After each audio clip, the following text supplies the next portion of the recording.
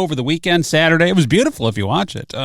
Yesterday, a little chilly, especially ahead of the Bengals game. We had warnings, dangerously cold temps, which means hypothermia and frostbite. Let me lay it out for you. The coldest day ever at Paycor Stadium yesterday.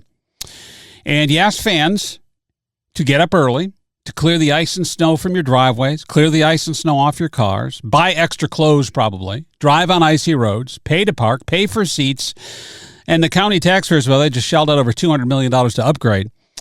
You get to the stadium for the Bengals-Ravens tilt, and then you have to clean your seats off yourself and sit with your feet and butts on more snow and ice to watch them lay a 24-0 lopsided egg against Baltimore to be officially eliminated from playoff contention now for the third year in a row. What am I missing here? I don't think I'm missing anything.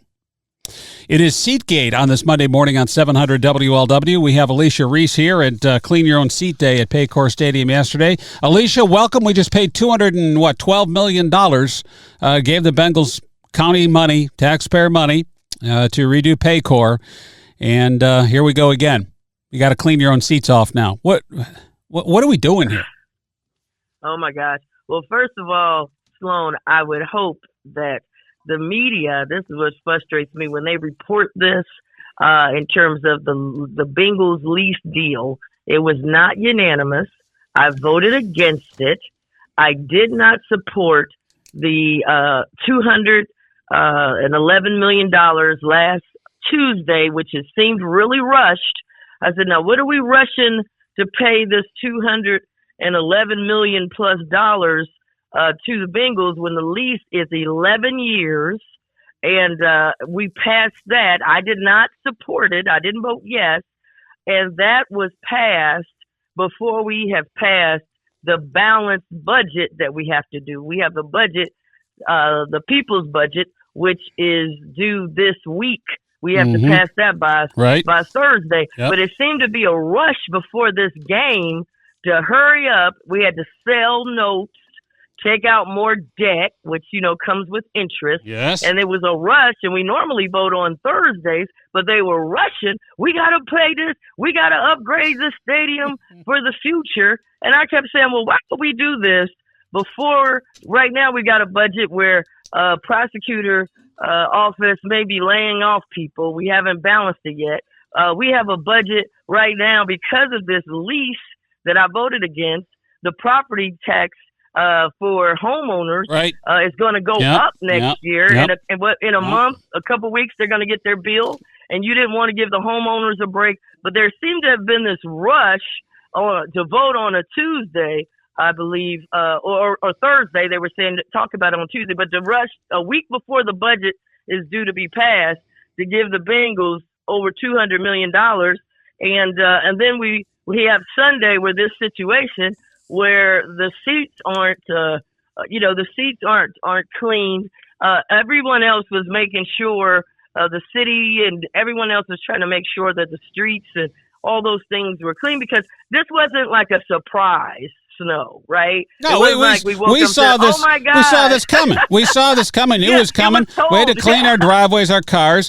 But the good news here is that according to the team, and the NFL rulebook, by the way, says that you're required to remove snow from the entire seating bowl before games. The NFL said, well, the Bengals did the bare minimum to meet that requirement. But it's not the first time this has happened. It happened a year, I think two years ago, where the seats weren't cleaned off. That is a fan safety issue during severe weather. And so what enforcement mechanisms does the county have? Do you have any say in their ability to keep fans safe? Well, a key word you said was bare minimum. And that's what we've seen. There's been a bare minimum, and then it's on the backs of the taxpayers. One of the things I want to make sure, because you always got to read the fine print, when I get down to back down to the office, I want to ask the administrator. I want to make sure there's no small print or any written clause that turns it back on the taxpayers of Hamilton County, because a lot of things that in these leases, they've been very being on ownership has been very good at flipping things back, that has any cost association.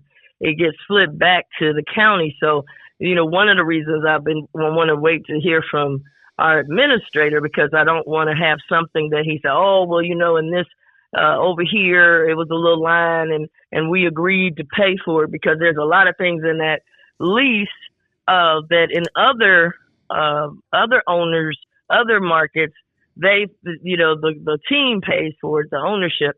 And in our market, there seems to be a lot of things that fall on the taxpayers.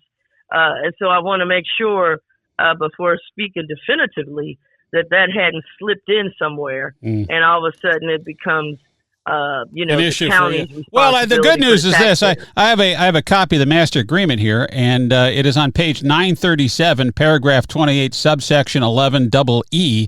It says that any fines levied by the National Football League relative to snow removal shall be under the sole province and paid exclusively by Commissioner Alicia Reece of Hamilton County. What do you make of it?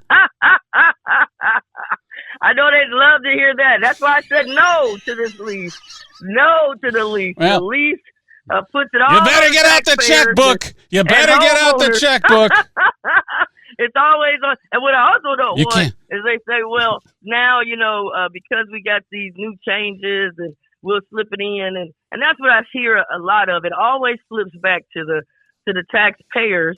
And so that's where I have some concern in making sure, yes, we do have facilities people. Yes, we do have those things.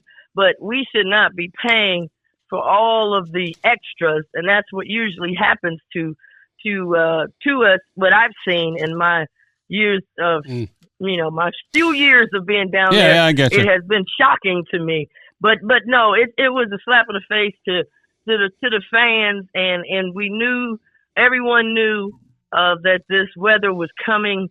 They knew when the snow was falling. They even reported when it was going to stop falling. They knew that that it was going to get colder, and all those kind of things. And at the end of the day, you have the word bare minimum. Bare minimum. And that's bare what's minimum. been going bare on. Minimum. That's it's bare minimum. That's the subject of my show today. We'll get after you're gone. I'm going to talk more about the bare minimums, because that really is what the driver here is.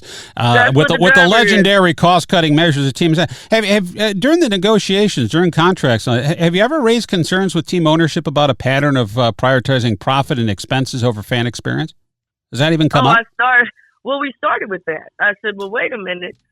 Because remember, I was on your show, and there were some concerns about the seats that are not in the club level where they can make more money. Right. Remember, I said, well, what about the seats up at the top when they were redoing seats? When the escalator broke. The broken escalators in 300s. The broken escalator, we were talking about that. So I have constantly been on fan experience when they come down there, whether they're coming down for a game or another event.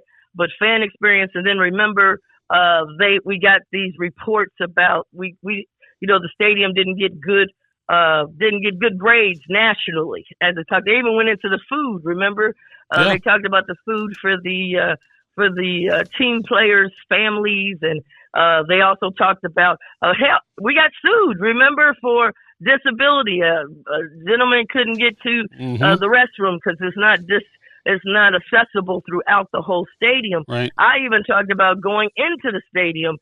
They would have people, they would say, well, no, you got to go all the way to the other side. And I saw a person walking with a walker trying to get to the accessibility area. And I said, listen, all areas, this 2020, 2025, all areas should be accessible in this day and climate. And so those were some of the things that we keep hearing, that we are always doing the bare minimum with the top dollar on the taxpayers. Even in this deal, they come in and say, well, we're going to do the bare minimum for the homeowners, even though the homeowners were promised 30%. We're going to do the bare minimum, and they went to 4%. So it seems to be a pattern of the bare minimum. I said, hey, we want to have more events there. Remember? Right. We wanted to have the WWE, I believe it was the SmackDown. SummerSlam, yeah. SummerSlam, right? They went to Cleveland. At that time, we hadn't even applied. So I came on your show. You mentioned it. I said, we should apply. Once again, we do the bare minimum. Well, we can have one event a year, and, that's good enough. So it has been the bare minimum on their end, but the top dollar on the taxpayer end. There's no Commissioner Alicia Reece on the show. We're talking about Shovelgate at Paycor Stadium and acting like this is, hey, this is a rare weather circumstance. I mean, we've known about this for days in advance, and then we're going to get bitterly cold temperatures on Sunday. That forecast was accurate. You plan for that kind of stuff. And we act as if, or the response has been, well, it's like what's a big deal? You got to stand in ice and snow. It's not like we don't get ice and snow in Cincinnati, and there are other cold weather stadiums, and I consider us a cold weather stadium this time of year, you don't see that happening. Now if you get an event where it's snowing an inch an hour, it's going to be awfully tough to clear. We understand that. We've seen that before, but the storm had ended. Plenty of places were cleared off. It wouldn't be that much to ask that they were clearing it as the snow fell before it turned to ice. How do you make sure that doesn't happen again? And I say that because I think it was the last time the Bengals were in the playoffs 3 years ago. I recall, or maybe the year before, where the same thing happened. The snow fell and there was no adequate plan in place to remove the snow. And they said, we'll do better next time. Your contemporary there on the commission, Stephanie Sumero-Dumas, said that we need to do a better job for next time. Well, this is the next time after 3 years ago. It doesn't seem like they care or the message has been received. Do you have any influence in your position to make that happen? Well, I believe that the influence that the county commissioners had is when we went into the negotiation. And that's why everything in the negotiation needed to really be on the table with, some type of penalty. Because, if someone goes in there and say they fail, then there's a liability that could, fall on the county as well, the county taxpayers. When they filed that lawsuit about the restroom, they didn't just put the Bengals, they put Hamilton County, and then the Bengals ownership wanted to remove themselves from the lawsuit and leave it to the taxpayers. And so really these type of things, that's why I went no on the deal. You've got to really, and then be enforceable. It can't be, well, they made a call to the administrator and now he comes and we don't get to talk to each other. 3 of us are on the county commission. If 2 talk, that would be a majority. So there's only one person who can talk to all 3 of us. And so we end up saying one thing and then he has a meeting and then they come out and then the next thing I know, well, we're okay with it. We should have, we've got to, again, if we hadn't rushed last week to do the $211 million, we'd had some leverage. Yeah. But it's hard to have leverage if you've given them the checkbook and you've written a blank check. Yeah, it's over. I tried 11 years. It's over. We got 11 years. I tried to have you talk about seat gate. It's been homeowner gate. I mean, there's been a lot of gates down there. I mean, it's a lot of things going on, but you got to take care of it when you're negotiating the checkbook. That's where you have the power. I don't know how you hold it.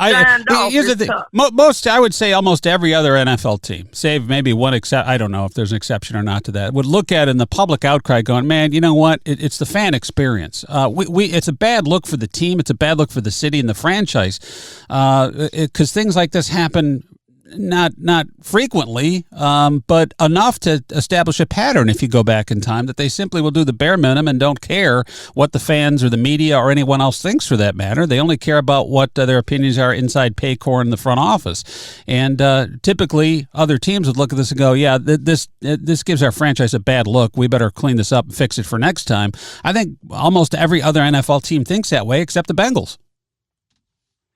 Yeah, I can't tell you how they think. I just know that when I look at the actual deal and when you have a chance, remember, we tried to have a free watch party, Sloan. Remember I was going here? Mm-hmm. You and I, they said, let's do it. It came from a fan that said, let's do it. They were ones that we can't do it.